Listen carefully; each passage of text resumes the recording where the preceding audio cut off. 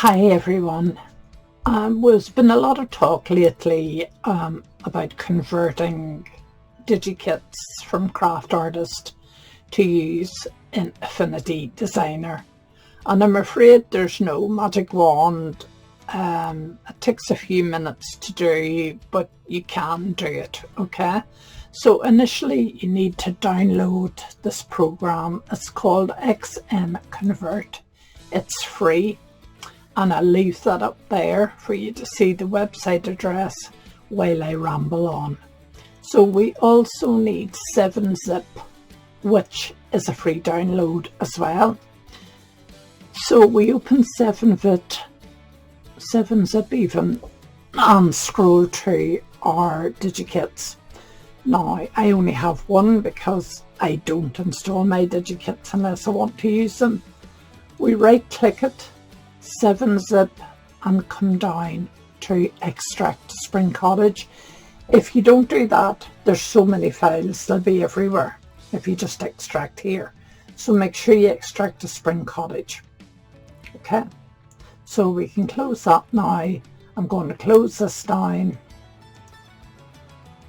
and I'm going to go to my digikits folder, and now you can see I have another folder there as well as my digikit. The only one that's any use to you is images. If you click on it, you'll see you have hundreds of images. Now the way I got these into order was to go view, list, and then view details, and that gives me the size, the type, and everything else. Now if you click on the size button here, it'll organize your files either from the highest to the lowest, or the lowest to the highest, whichever suits you. Through trial and error, I have found that anything usually under 50 kilobytes is probably a thumbnail and of no use, so there's no point in converting it. So I'm deleting all those in one go.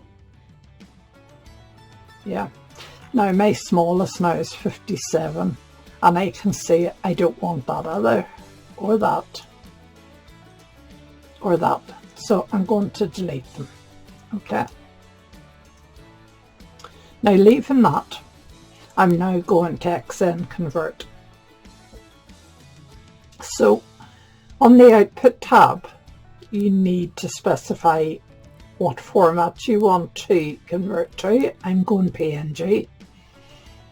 And then on the Input tab, I'm going to add a folder. You can add files, highlight them all and add them. I'm just doing folder. So I'm going Documents, My digikits, Spring Cottage, and I just highlight the folder.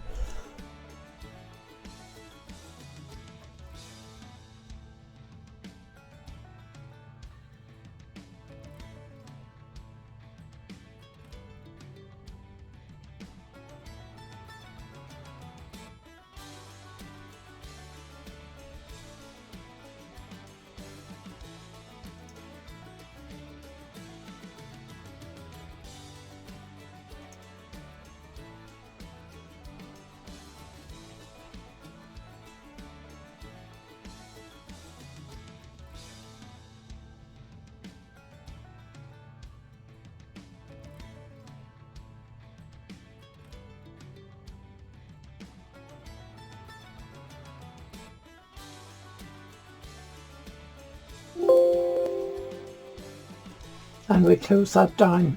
Now what we're going to do is import it into Affinity. So I have version 2. Version 1 is View Studio and Assets, and version 2 it's Window Assets. If that's not checked, put a check box beside it and your Assets tab will open here. What we're going to do is go to this, create new category. We're going to call it Watercolor Cottages, and click OK. Okay, now what we're going to do is go to where our converted images are, if I ever find it, just there. And I'm going to go home, select all, And on this bit here, I'm just going to drag and drop. Okay, now it does take a few seconds,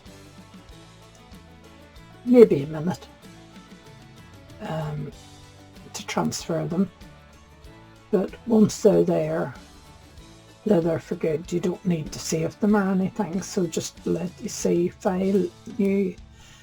I'm old school, so I still work in inches. Colour, I have a transparent background. Margins, don't include them, and create. Okay, so just to let you see, your backgrounds are full size backgrounds. Your images, your elements, you know, everything's there. It all transfers in one go. Yeah, it's really useful, and you don't need to save them. They'll be there for the next time you want to use them. Okay, I hope that video helps a wee bit and that you find it simple. The trick is to delete all those small files that take ages and ages to convert. Okay, take care now. Bye bye.